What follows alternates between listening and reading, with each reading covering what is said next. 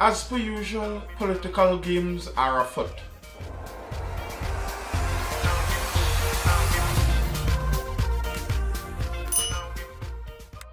Politics and games seem to go together quite frequently, and it's it's a very sad thing when you think about it, because the reality is that the political job, the job that politics is a very, very serious one and a very significant portfolio. You are dealing with people's actual lives. To me, that's another one of the many reasons there that many people do not have a liking for politicians. Because when you look at these people, these grown adults, educated people, people that are in elevated status in our society, and you see the way that they carry themselves about and how they treat with themselves like it's a game, and then understanding that the decisions that they make have serious and significant impact on the entire country and on people very specific also. And the fact that politicians and lying seems to go hand in hand is really a sad place to be. The leaders of our society are synonymous with liars. What a place to be in society. And it's not a correlation that has been just idly made. People make this correlation because they can see it, and it seems like the more social media allows us to see more into the words and the actions of politicians and what they said in the past and how quickly the things they say change, it allows us to see more and more the liars that many of the politicians are. And the lying and hypocrisy goes hand in hand. So if you're seeing someone that has traits of being a liar and with hypocritical traits, when they speak things about honesty and about good governance and about eradicating corruption, that's one of the favorite ones, eradication of corruption. Every politician likes to speak about that quite loudly when they are in the position as opposition or outside of the governance roles. But then as soon as they reach in, it seems like a lot of the eradication of corruption becomes a very long waiting game, and then all of a sudden we recognize that there's reality and you must prove a case, and if you're saying that these people were stealing, then you have to be able to prove it, and then all of a sudden we must all be understanding of the reality. Why can't it be that you are understanding and speak with the citizens in a realistic tone constantly, not just after you reach into governance and you recognize what you can and cannot do? Why can't it be said before? Here's an interesting incident. UNC uncalls for councillor to resign. People innocent until proven guilty. I don't know how many of you may be following this story, but there's a UNC councillor somewhere in the East who has been accused of some corruption, and he has actually been charged with an offense. So the PNM is calling for his resignation, and all of a sudden the UNC, the opposition, this party has been the party that has been calling for the resignation of the Minister of Health. They have been calling for the resignation of the Minister of Everything, our Minister Stuart Young. What is Minister Stuart Young the minister of now? I believe he is on to energy along with a couple other portfolios, but they were calling for all of his multiple resignations. The opposition is very skilled at calling for resignations, but all of a sudden, when the resignation is being called on the other side, we are being told about the reality of the judicial system and innocence until proven guilty. The United National Congress says it will not be commenting extensively on charges being faced by its councillor for Komoto Tamana, Anil Maharaj, as it's an ongoing police investigation. Last Thursday, Maharaj was charged with misbehavior in public office. A police statement said he was arrested by officers from the Anti-Corruption Investigations Bureau. The charges stem from an investigation into an alleged incident at the corporation on June 30th. He appeared before a Port of Spain magistrate on Friday last week and pleaded not guilty to the charge, which is that between January 1st and June 30th, 2021, he demanded $15,000 from a contractor at the corporation. Asked about this at a UNC virtual press conference on Wednesday afternoon, Tabakit MP Anita Haynes said calls for Maharaj to step down as a councillor were expected and anticipated. I am not really going to comment on any ongoing police matter. But we exist in a space where persons are innocent until proven guilty. I understand the issues of accountability, etc., but we do exist in that space. But we have to be very careful how we comment on issues talking about people who are still in a place where they are innocent until they are proven guilty. Wow, who would have thought these words would have come from our opposition benches? Now, she's right. She's actually right. And our judicial system is hinged on that understanding. It's very important. But nearly every politician, when they have the upper hand to do so, nearly every politician forgets about that.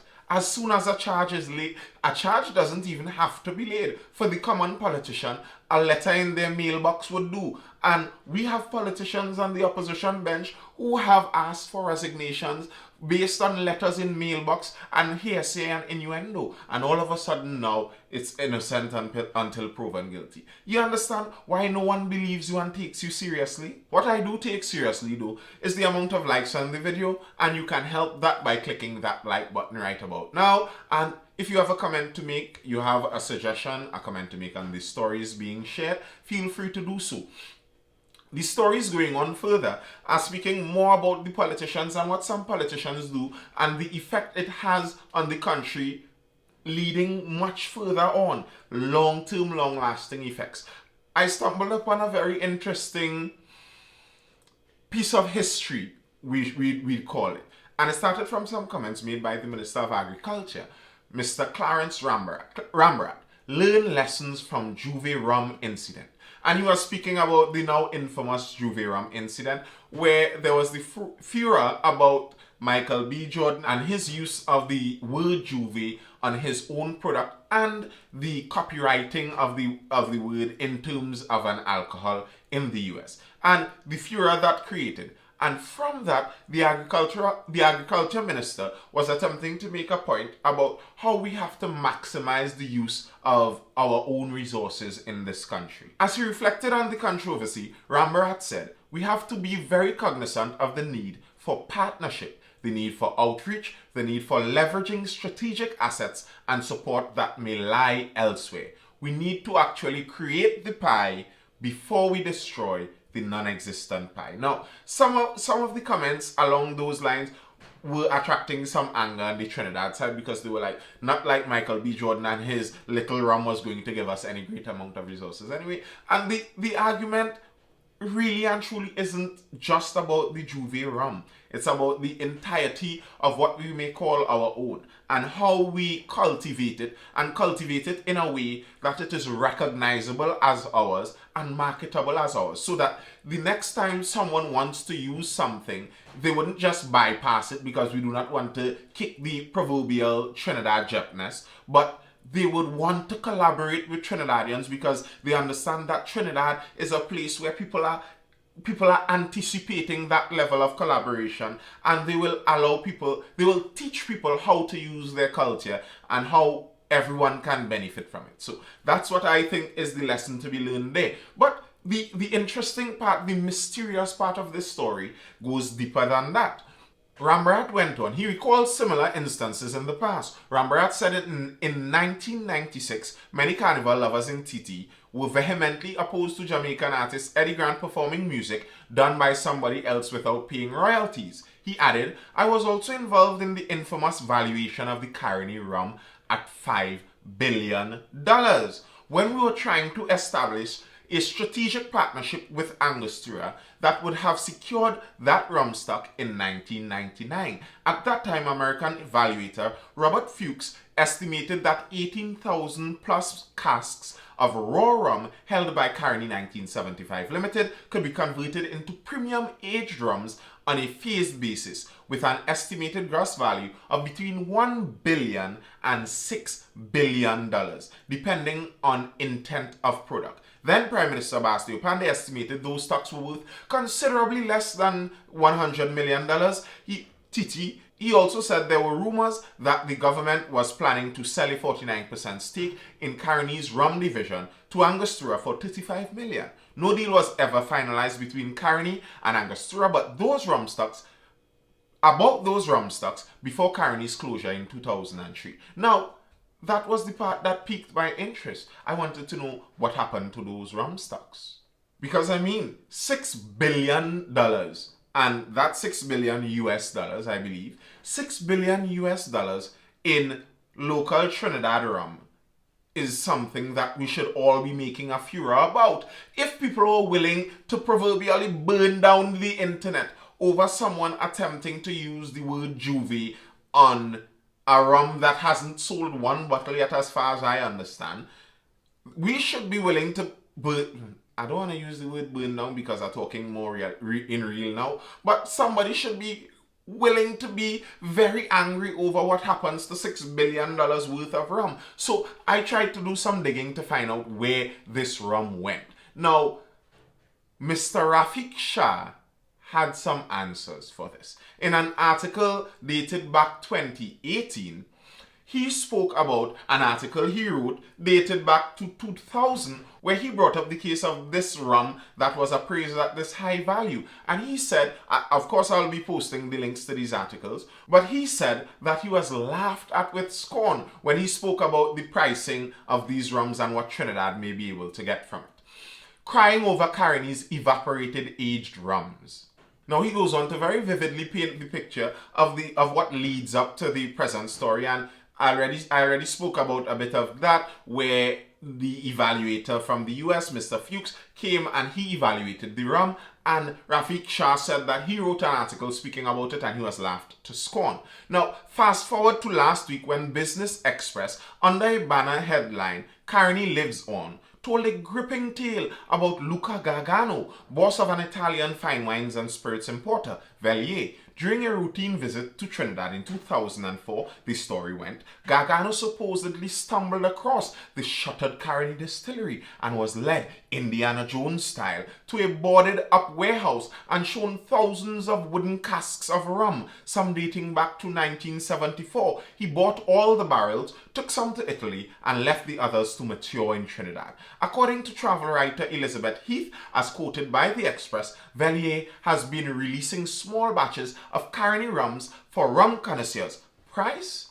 Between US $400 and US $1,000 a bottle.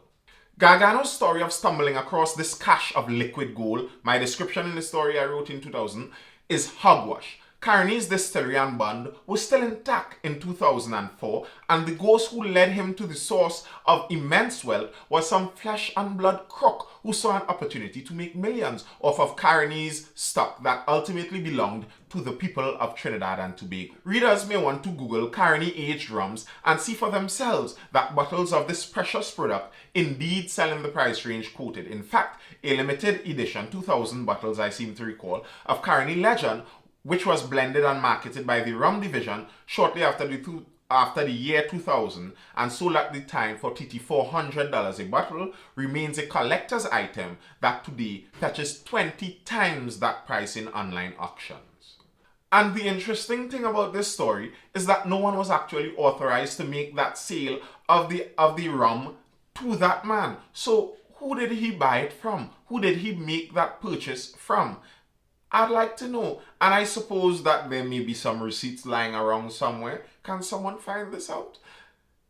Gary Hospitalis, who at different times was chairman of Carney and head of the divestment secretariat, mandated to wind up the company's operations, when questioned about disposal of the rum, told the Express reporter, "Let sleeping dogs lie now, you know rum evaporates." Now, I find that quote, if true, to be insulting. And when you look at the people that we leave in control of our resources and the way they treat them, and then they come to tell us things like the rum evaporates, rum out of a cask that is worth billions of dollars, you're trying to tell me that we allowed that to evaporate, while an Italian investor is boasting about his Indiana Jones style story with how he fleeced the rum from us. The story ends up relating a very interesting bit of how Barbados manages to make a profit out of their limited sugar industry. And it goes that the actual sugar itself isn't that profitable, but molasses, then rum, is actually very profitable.